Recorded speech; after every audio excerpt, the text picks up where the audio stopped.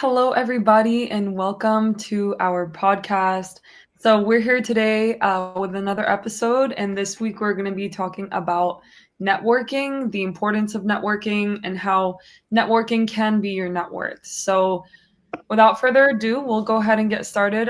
Yeah, so this is a great topic for me because networking is actually, I don't know if it's a core competency, but it's actually one of the things that I thrive off of and what has gotten me to where I'm currently at today. So I'll provide my definition of networking and what it means to me. So networking is essentially connecting with anyone and just sharing who exactly you are and being able to identify an alignment within between you guys and also how value can be exchanged not transactionally but just value, just whether it's about life personally or professionally between each other. That is how I define networking, and it doesn't stop right there. How about you, Gigi? How do you define networking? Yeah, I think you defined it quite well, and that's a thorough definition of it. So, agreed. I think networking is the process of, engaging in an active conversation with somebody and getting to know more about them. They get to know more about you, and you sort of build a long-term relationship with them. Yeah. Doesn't mean you need to be in contact with them every single day, but this is a person that you know, and it's a person that you can reach out to when you see something that would be useful to them, when you see something that you can give for them. And also, you can reach out to if you need some advice on a topic or if you maybe need help with an opportunity. So, I think networking is going giving and receiving. So, how can we build real relationships that add value? How can a person do this when they're networking? I would say don't go in looking for anything. I think a lot of times that's a mishap. Like I will use my personal experience. When I'm looking to network with somebody, I'm not looking for anything that I can gain. I'm really genuinely looking for a connection and get to know somebody. And again, how we can align to create something bigger than the both of us. So first of all, I'll just say don't go in and looking for anything. Don't have any expectations. Mhm. Yeah, definitely. So for me, I would say like to be able to build like these relationships, you're going to have to look outside of yourself and also seek to learn more about the other person. So I'd say when you're in conversation with somebody, try to also listen a lot and ask follow-up questions to obviously you don't have to like interview Q&A them, but definitely try to understand the person, what they're doing, what their interests are, etc. So you can also get an understanding of what value you can help provide for them and where potential collaboration can be. So I think it's very similar to just being a friend to someone. Like you listen, you want to get to know them, you want to understand what their habits are, what they're working on. So I think this is like a great way to network, whether that's virtually or in person as well. Yeah. Have you always Mhm. been good at networking? I don't think so. I think like I'm a okay communicator, but I think like I started to network more, and the more you put yourself out there, the more comfortable you get with networking. So if you feel like shy in the beginning, or if you feel like, I can't do this, I think just give it a couple more tries, because the more and more that you put yourself out there, the better it is. And I have this teacher that gave me this advice once.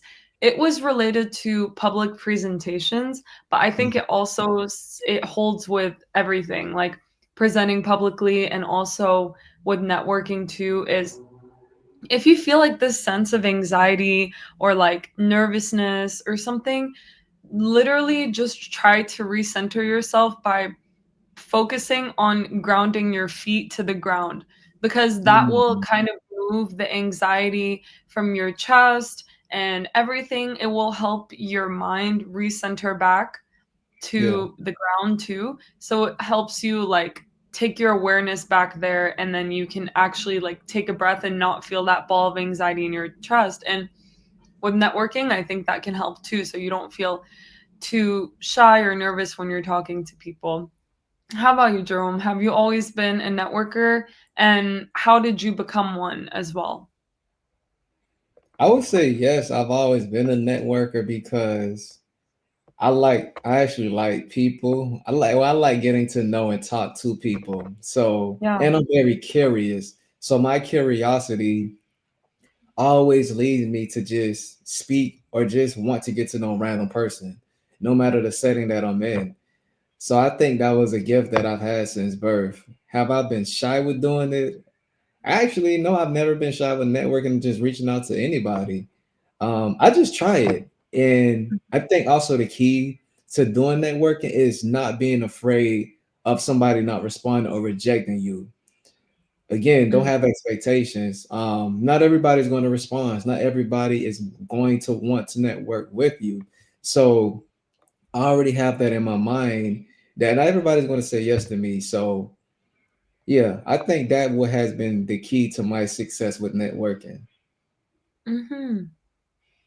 Yeah, definitely. Like, don't be afraid of rejection. Like we've said in previous episodes too, you know, it's better to reach out and not get a response than to not reach out and not have anything. And you can learn from that too. And someone will eventually, respond. And also, another thing that I want to point out is like in person networking as well. So, for example, if you go to an event, you strike up a conversation with somebody, I think it's very key to follow up shortly after. At least a hey, it was really great to meet you.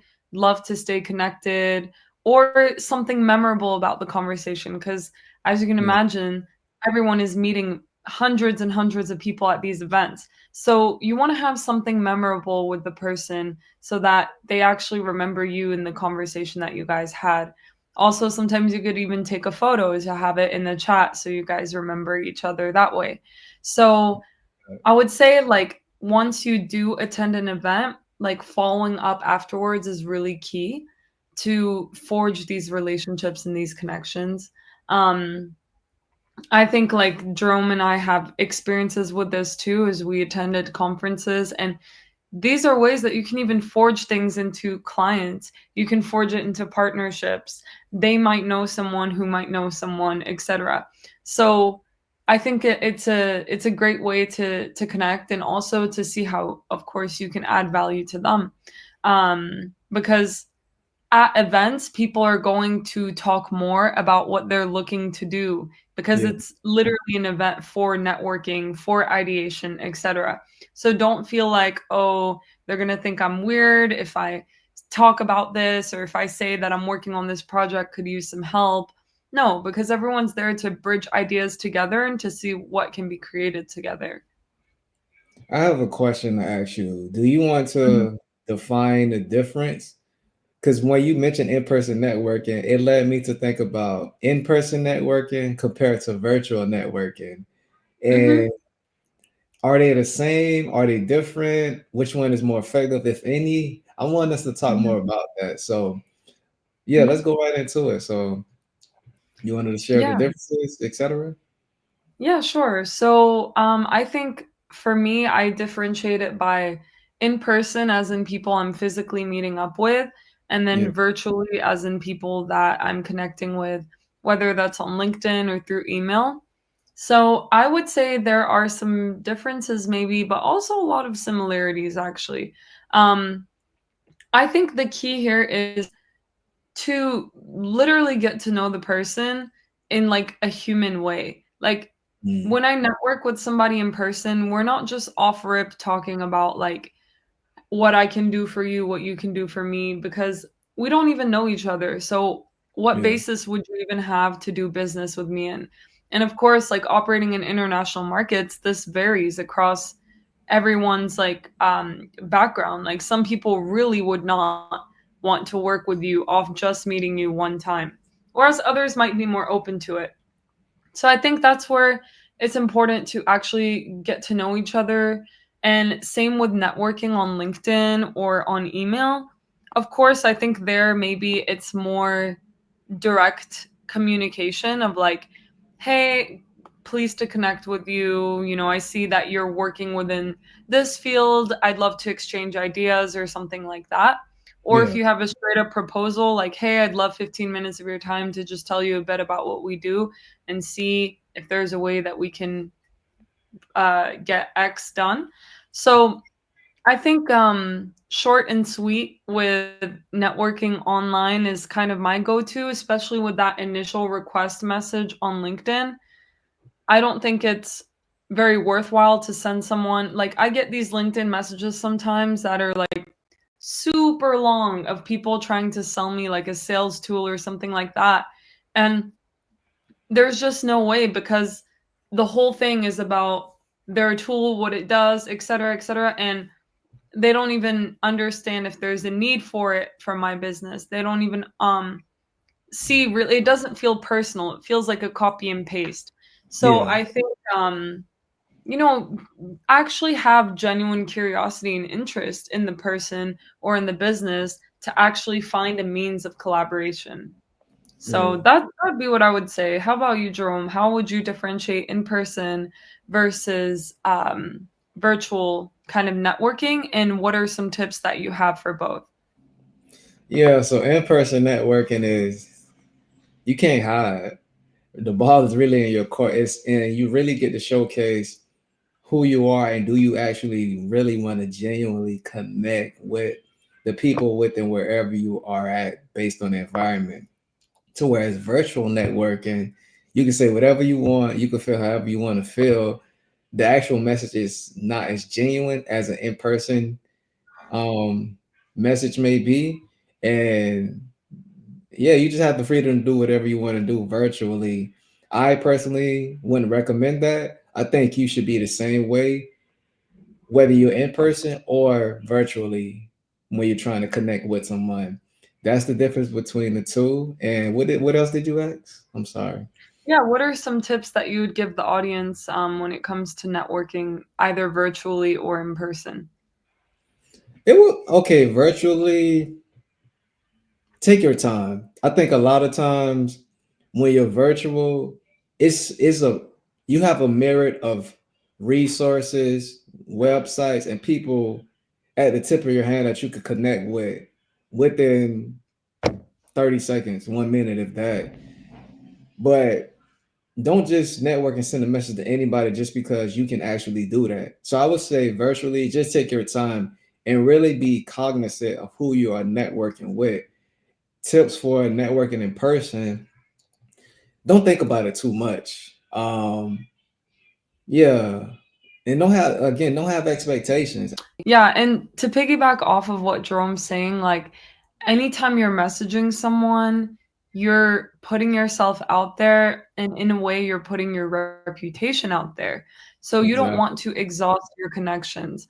You don't want to reach out to somebody all the time asking for something, and then their perception of you is going to be like, okay, this person's just reaching out because they need something again.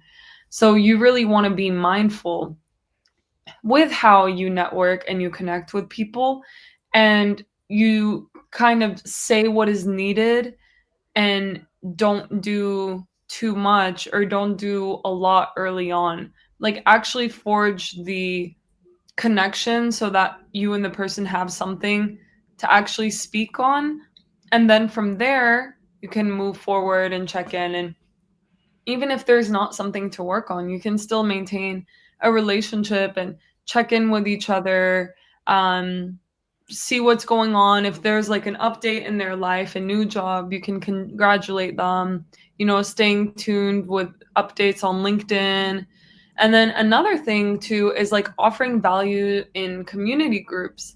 That's a Yeah, form of networking too, because it'll open up the doors for other people to find you. So there's this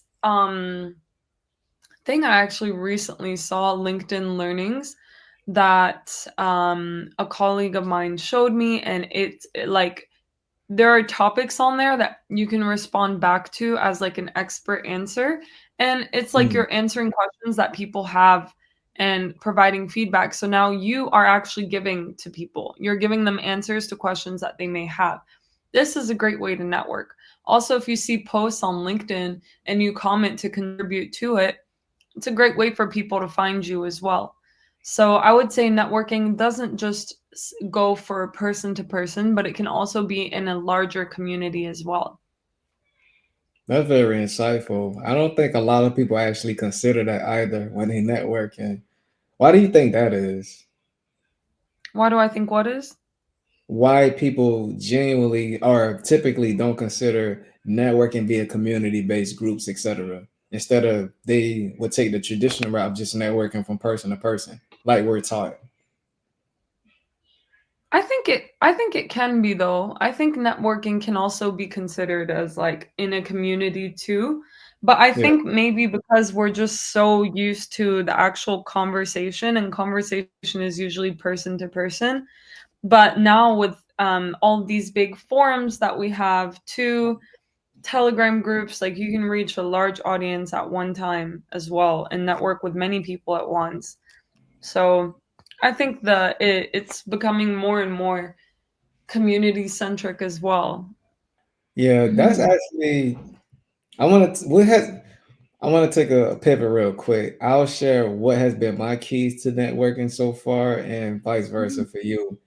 Yeah. Because I've been told by quite a few people that they really like how I network, and it's really been a key to what has got me here so far. And I'm thankful for that and for those Mhm. people. So thank you to those.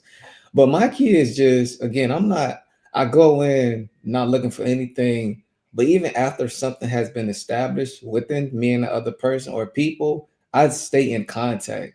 Like I always check Mhm. up on them and then I make it personable. Actually, we talk about family, we talk about sports, food, whatever our interests are and we like, we develop our relationship from just saying, "Oh, okay, this is what I could do for you," and vice versa. To let's meet up for lunch and let's just catch up and just talk about life.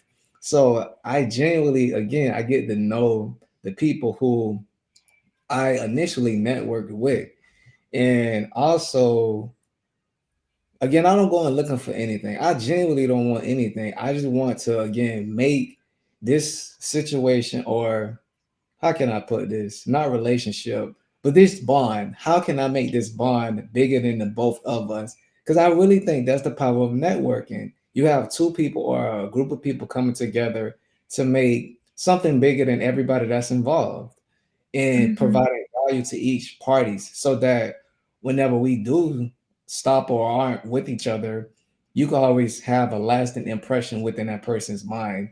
And then the most importantly thing is I have fun with with networking. I genuinely enjoy it. I genuinely like talking and getting to know people and connecting. So those have been the keys to my success of networking. Yeah, those are great points, Jerome. I think similarly, like I believe to be successful in networking, you just have to be yourself. If you have a bubbly personality, be bubbly, like be interactive, talk. If you are more of a logical person, be logical in your interaction. Just don't do something that is not usually what you would do. I think the more you show up as yourself, the more well received you will be, because you're not pretending to be something else. You're not saying something just so that it's perceived well by the person, but you're genuinely being yourself. And actually, that's the best thing you can do. And sometimes that actually, like, for example, if someone says a topic and you have an opinion on it that's maybe opposite of what they think, sometimes this can be interesting too, like for the person to get a new idea and a new perspective on, okay, and that leaves something in their mind to reflect on rather Yeah. than just agreeing with them, for example. Yeah. So I would encourage you to speak your mind when networking, and don't be afraid to put yourself out there. Like, I think for me, things that have helped me in my networking, it'll be really random stuff. Like, I'll be like at a restaurant or at a cafe and then just like strike up a conversation with somebody. Like, either they say something to me, I say something to them, like, and it just, it doesn't have to be a business like relationship at the immediate, like, okay, we just talked, now we're working together. No, but it's people Yeah. that are interesting, that work in different fields, that do different things, and it doesn't necessarily mean I need anything from them. It's just us bouncing ideas and learning, because even learning is networking. It doesn't have to turn into a deal or closed business, but it's also like that thought leadership engagement, being able to learn about a different field or a similar field that you're in, that can really help. Um, and then I would say another thing too within my networking is like at trade shows, for example, like I will give myself time to legit walk all around the venue and stop Mhm. everywhere and strike up a conversation. It is exhausting, it is a lot of work, but it really helps you actually forge connections. Because if I'm just, at a booth the whole time, or if I'm just in one location the whole time, I'm not gonna really meet people. But if I'm Yeah. actually on my feet walking around, it's exhausting, but it's worth it in the end. Because one, you get a full round view of everything around. You get to talk to different people, and you learn so much, and you also build these connections. And I think, um, having something with you too is helpful at these events, whether it's like a one pager, a QR code of your contact information, a business card, something that you can share, even your phone number that you can share with people, um, so that you're able to build that connection for after the event too.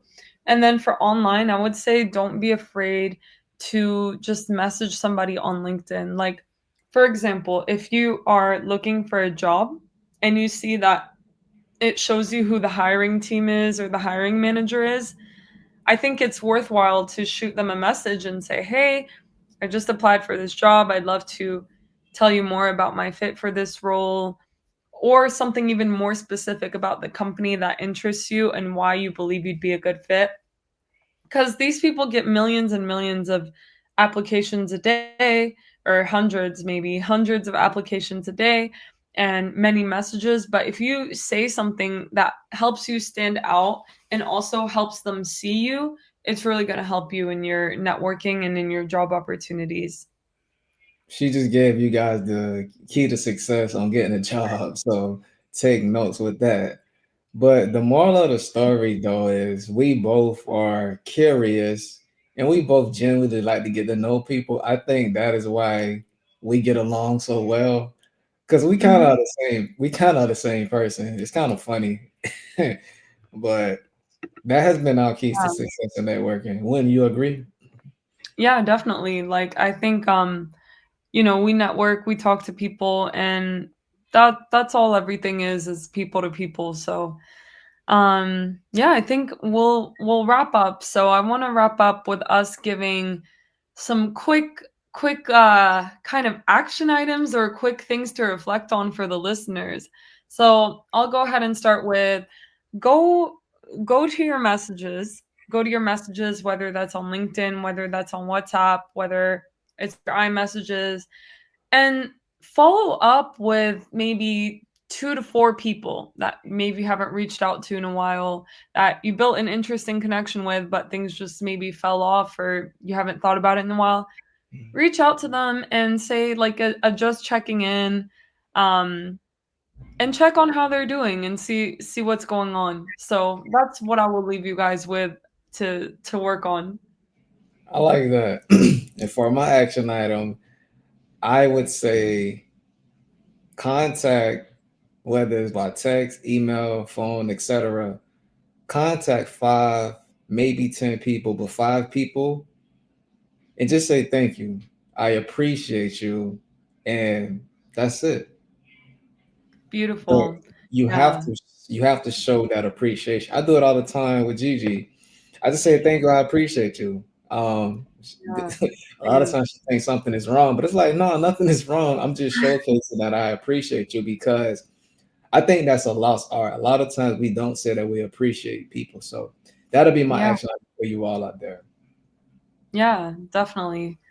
So that's it for today, guys. Thank y'all for tuning in. And if you guys have any questions, please drop them in the chat. If you guys have a topic that you're interested in, let us know. If we're able to cover it, we will. And as always, thank you for tuning in and have a great rest of the week. And don't forget to like, subscribe, and comment. And we'll see you for another episode of the Globally Connected Podcast.